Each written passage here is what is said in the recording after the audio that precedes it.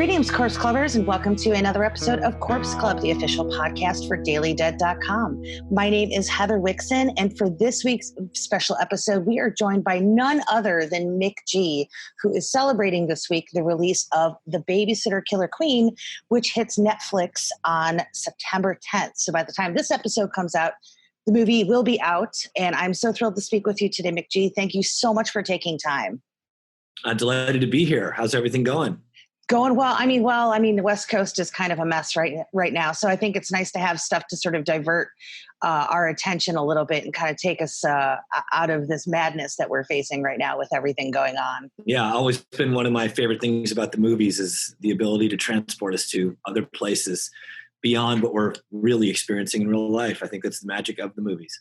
Yeah, absolutely. It's interesting just because, I know a lot of things have sort of shut down and we've been sort of seeing, the delay of a lot of films, but the movies that have come out over like the last 6 months, I think they've just felt like sort of these necessary lifelines to kind of get us through all of this. So it was really great to sort of have Killer Queen kind of come in and be a really fun, because the first, Babysitter movie, of course, is a really fun horror comedy, and I'm a big sucker for horror comedies. So getting to have the sequel come along right now is like, a little depressing with everything going on with Halloween season. I was like, okay, this feels good right now.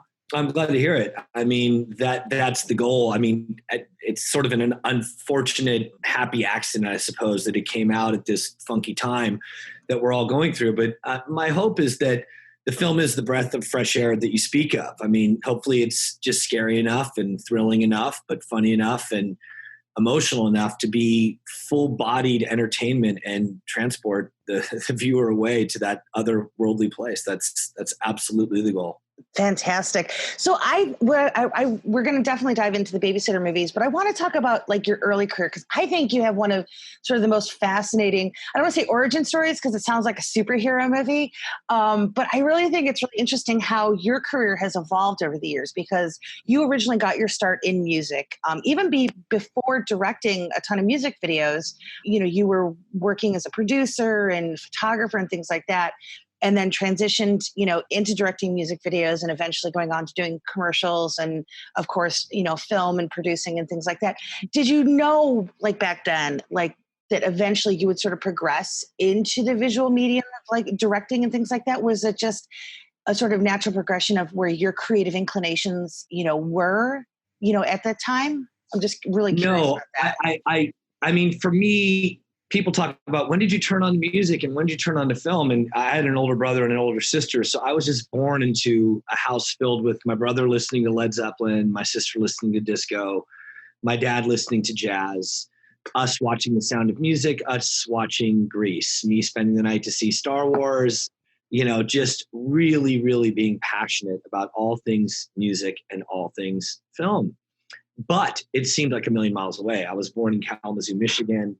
I grew up largely in Southern California, and I didn't think anybody could have any impact coming from where I came from. So I just organically immersed myself in fandom and loved all the records and loved all the movies and loved all the TV shows and sort of kept on trucking through school and, dedicating my life to music and film.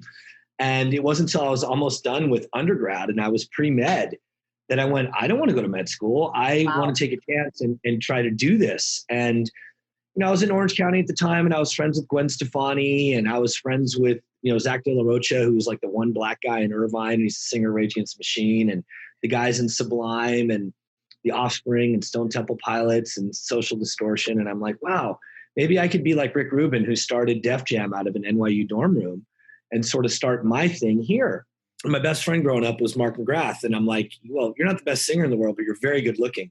And it's the time of music videos. So maybe if we make a music video, we can get you guys a record deal. And, the rest is sort of history. I borrowed some camera gear from a guy that was a camera assistant and knew how to get that done at Panavision. And we just went out and completely DIY. We did it ourselves and we just kept it authentic and did what we could. And I kept trying to make these visual accompaniments to the songs that I kept getting sent. And, it just one thing led to another. I started doing that for Quentin Tarantino at A Band Apart, music videos and commercials. And then he backed me up with Drew Barrymore to do Charlie's Angels. And then my crazy agent, Ari Emanuel, says you should get into television. And we did the OC, and that sort of reflects my growing up experience as the Seth character. And that's how you get it. I mean, it never seemed possible because I don't have an uncle in Hollywood. I don't have any points of reference or contact. It was just completely, I decided to give it a try, and, we burned the boats. I mean, I just sort of moved to Hollywood on a wing and a prayer, and there was no plan B. Wow. I mean, that's amazing to me. And I'm so glad you mentioned, of course, Charlie's Angels, because I was going back and I was looking at the movies that were kind of coming out at that time. And there really is no other movie, when you look at what was released in the year 2000, that feels like Charlie's Angels. It really is a delight of a movie. I love the first one. I really had a blast with the second one as well. And I'm curious, of course, it had to be daunting to move into film as a whole, just because you're working with like big budgets. There's a little more stress. You've got a lot more to manage. You've got department heads, cast, and things like that. And you're doing stunts and all these really fantastic set pieces. Can you talk a little bit about sort of that experience in terms of, how much did that then sort of transform who you would eventually become as, this sort of producer and director? I just couldn't even imagine walking into that world. And then ultimately that movie blew up big time. And I think it became a really huge sort of juggernaut for a lot of movies that we've, saw sort of in its wake. Well, that's nice of you to say. That was certainly the goal. And I mean, the goal of Charlie's Angels was to make a movie that was a mixtape and a hybrid of many genres. I mean, you got the girls flying around on, wires like a Hong Kong film, martial arts experience. You have, at the end of the day, 3 lovely female actors that are the embodiment of female empowerment. You have the dawning of the great Sam Rockwell. You've got the always interesting Crispin Glover, what have you. And yeah, I mean, that was the goal, was to make something original that filled the theater with oxygen and felt different from anything you've ever seen. And it was terribly experimental at the time. And I was probably going to get fired off that movie 3 different times, because they would look at the dailies and be like, what is this? Am I supposed to be laughing? Is this real? Is this bizarre? And I would say, just trust me, it's all going to come together in the end with the way it's going to sound and look, and it's going to feel like a dream, and it's going to have a surreal quality, and it's going to be the filmic embodiment of the Charlie's Angels theme song. And, did that, and fortunately it worked, and just kept on trucking. And I'm hoping that with the Babysitter universe, I think it's the closest thing I've done to Charlie's Angels, in that it synthesizes tones that don't traditionally coexist. And there's, you and I are big horror fans. There's horror elements, but there's comedy elements, but it's emotional with what the boy is going through with his father, and love, and having your heart broken, and mistrust. And there's so much John Hughes in there, and so many different things going on. So, it's very experimental and odd. And I hope the audience celebrates that, because it's meant to show respect for the audience, that it's easy to make films that are, just like this or just like that. But to make a film that feels original is tough. And as long as it feels original, I feel like I've succeeded. Even if people go, yeah, it was original, but I hated it, I hope they love it. But being original is first and foremost the priority. No, absolutely. And it's interesting because, you mentioned obviously the horror genre, and you had, produced horror before, doing The Babysitter. You'd also done Terminator Salvation, which, marries horror and sci-fi elements. Can you talk about sort of doing a horror comedy? Because it's one of my sort of favorite subgenres of this world. But it's really a tough thing to pull off, because as you mentioned, sir, you have to have those different tones and you have to balance them. And can you talk about sort of like that first Babysitter movie, like coming into that and finding a way to do something that was a little bit scary, it was thrilling, it was funny, and ultimately it is a coming of age tale for Cole, and sort of him figuring out that he had that kind of strength to stand up for himself, especially in the wake of some really crazy stuff going on. Yeah, I mean, you nailed it. I could never put it as succinctly as you just put it. But that was certainly the goal. It's very Wizard of Oz in that it was in you all the time, the heart, the brain, the courage. And with Cole, you just needed to be put into an extraordinary circumstance to find your hero and pick yourself up by the bootstraps and answer the call. And he was very afraid. And I struggled with a lot of fear issues when I was that age growing up and just sort of being too sensitive to too many things. So you see a lot of that coming from a very, very personal place. But it's also interesting that you talk about Charlie's Angels, because I was struggling with my own fear issues and being agoraphobic, which sort of absolutely got me thrown off Superman. I wasn't scared at all when I got the opportunity to make Charlie's Angels. I had this thing going on in my life that dominated so much of where I really was afraid, that a strange secondary gain was that I wasn't afraid of anything else other than the things that I was most afraid of. So you talk about the responsibility and the budget or the stunts. Like, I never once blinked. I always felt great about Charlie's Angels. The vision was crystal clear. I remember the first day of photography showing up. I was working with the Academy Award-winning Russell Carpenter, who just got done shooting Titanic. I just felt great. I'm like, I know exactly what I want to do. Here's how we're going to do it. And it was just crystal clear. It was a wonderful experience. Excellent. So I'm curious, when the original Babysitter was coming together, was this something that was like sort of brought to you then? Because I know that the script, I think, had been out there like on the blacklist for maybe like a year or two prior to this going into production. Was that something like, did you come across it? How did the stars sort of align for that initial film then? Simply by my reading the script. I mean, usually I read a script and I go, wow, there's something there, but the script's not ready yet.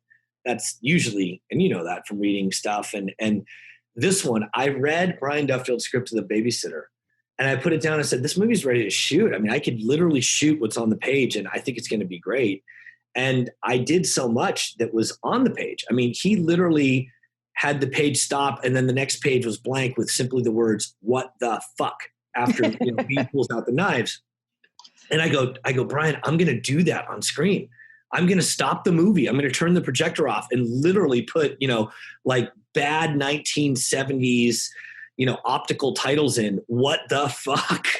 And that's weird. It wasn't really meant to be that way, but I wanted to be mindful of what I thought was such an original and captivating script that I decided to do that. So all credit goes to Brian for writing such a good script to begin with. Excellent. So, obviously when you're doing a movie, script is of course key and essential, and you want characters that you want to root for and that you want to invest in, but cast is so crucial as well. And I just feel like for you guys, for the original Babysitter, and of course carrying over into Killer Queen, like you just found like this perfect mix of talent to do this film, and bring these sort of characters to life. And, I think a lot of it, obviously, Judah is the heart of these two films in particular, but Samara Weaving, of course, in the first movie, like she's just, of course, this is right before she sort of busted wide open in terms of, what she's sort of become over the last few years. And of course, you've got your supporting cast with like Robbie Amell and Bella Thorne and Emily Allen Lind, who, I absolutely loved in Dr. Sleep as well. Can you talk about sort of putting these guys, it's almost like tumblers in a lock, that they have to kind of fall into place for basically all of this to kind of really work as well as it does. But they really do. And it was really great to sort of see the quote unquote band back together for the sequel. Again, you nailed it. The idea was the band back together. And, hopefully I've got the good sense to populate anything I do with talented people, because I know what I want. And I love it when people have an idea what they think they can do to add to it. And I love that conversation. And to me, that's the art. And, supporting Ken Marino or Leslie to, do the scene at the door of the neighbor, Melanie's dad's house, and come up with, that little runner about he was over there before to smoke pot, or just anything that goes into, what Bella's up to, what Robbie's up to, Andrew Batchelor, Hannah Mae Lee.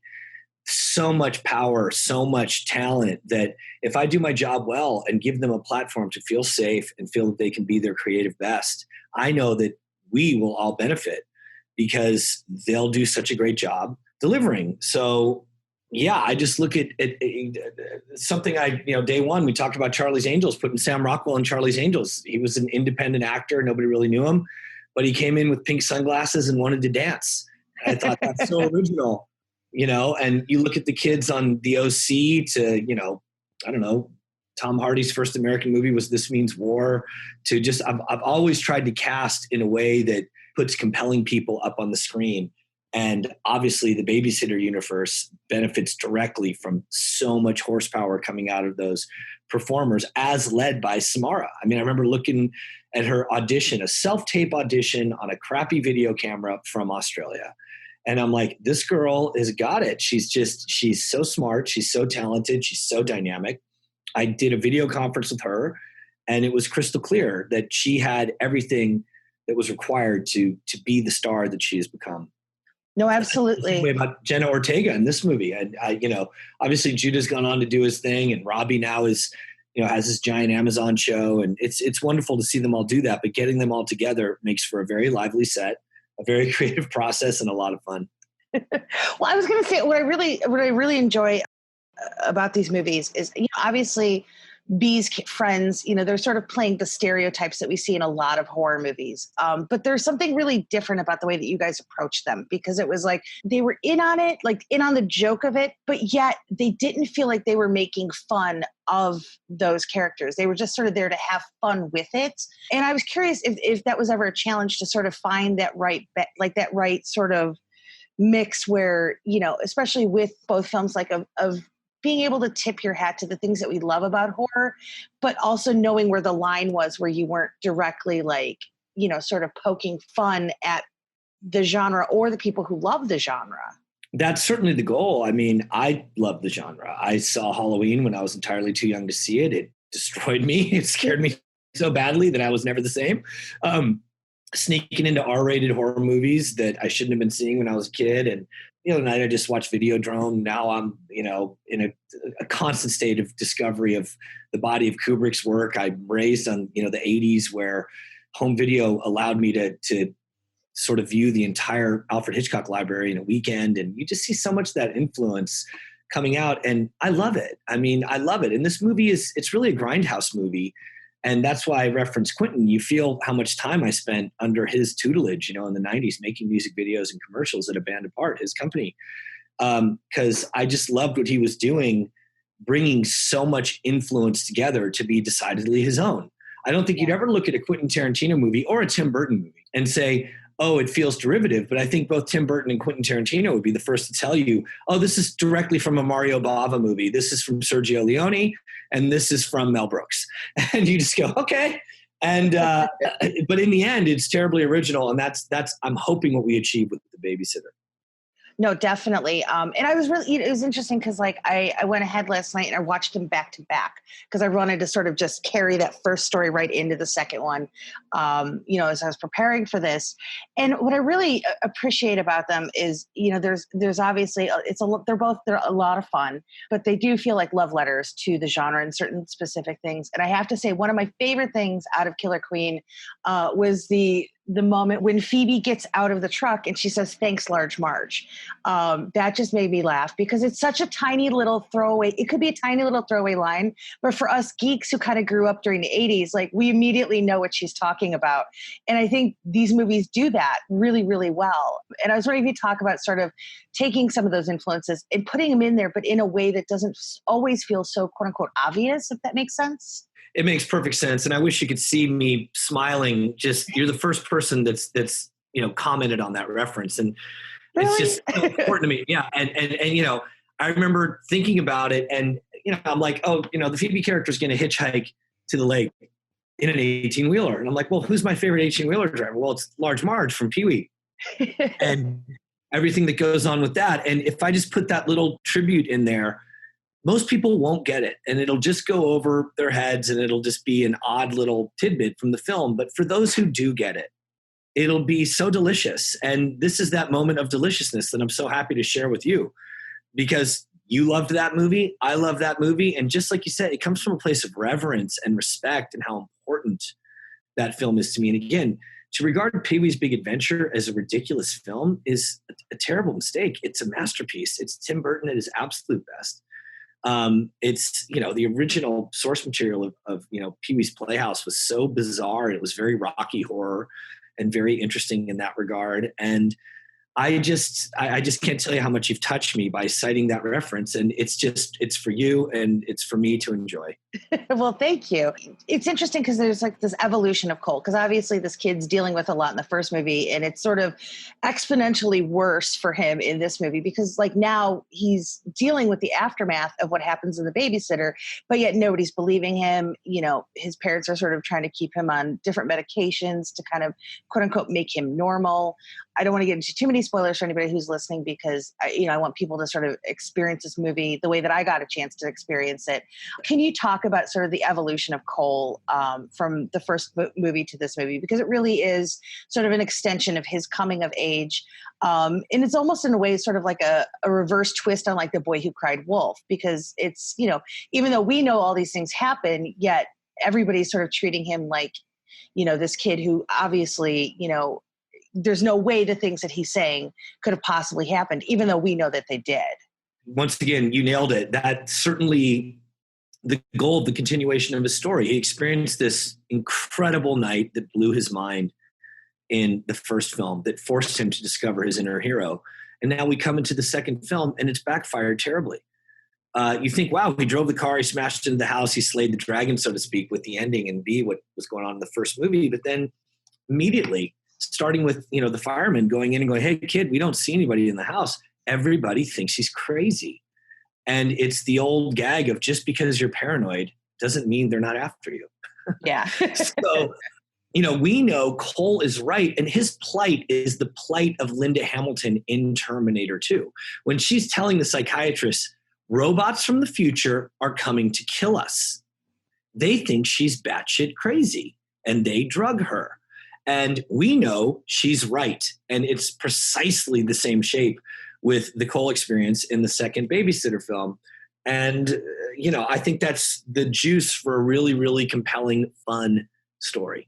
No, definitely. And, obviously the first movie was a little more contained because it was largely set, inside the house, of the Johnson house. And this one, obviously is a lot bigger in its scope in terms of, what you guys are doing. You guys are out on a lake, there's a lot of, even bigger sort of action set pieces in this and things like that. Can you talk about like the challenges that you guys faced with this? Because, it is really ambitious, to sort of take this story out there into the world. And it's, again, I love the fact that, you weren't sort of retreading same territory that you did in the first movie, and you found new ways to kind of open things up in a very new way. But yet it still felt very much in line with what we saw in the first film.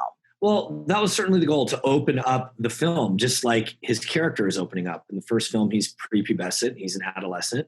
In this film, he's becoming a young man and, he's available to love. And that's reflected in the world opening as well as his character opening. And yeah, I love the idea of a guy in a Wes Anderson 3-piece corduroy suit at, a lake party filled with kids that are in, bikinis and whatnot. And he just couldn't be more out of place. And I know that feeling so well from experience. And that was just, classic fish out of water tale.